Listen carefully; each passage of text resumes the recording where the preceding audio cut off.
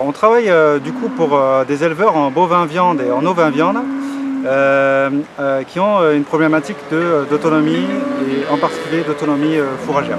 Ça fait partie des enjeux des exploitations agricoles qui sont de plus en plus importants et donc dans le cadre du projet agro-sylvopastoralisme en élevage, on essaye de répondre à ces problématiques en mettant en place des pratiques et en l'occurrence ici, on a mis en place une banque alimentaire de mûriers blancs.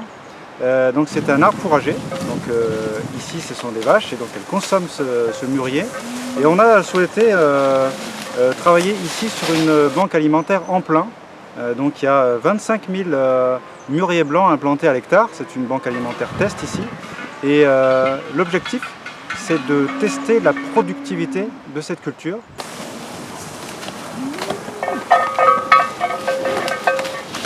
On fait cette plantation de mûrier blanc dans le but de conforter l'autonomie alimentaire. Nous avons fait pâturer par les vaches et on a pu s'apercevoir que c'était un aliment qu'on consommait facilement. Nous sommes volontiers les feuilles et les tiges vertes.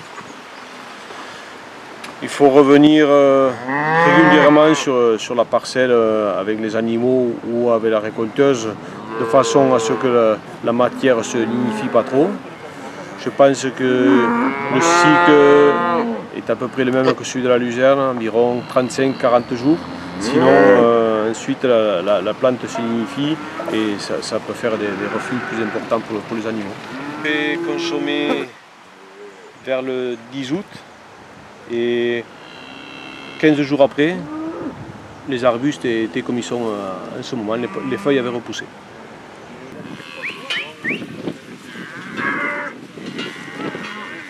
Par rapport au changement climatique, c'est aussi pour cette raison qu'on a choisi cette culture, puisque le mûrier blanc a son optimum de production sur 13,5 degrés en température moyenne annuelle.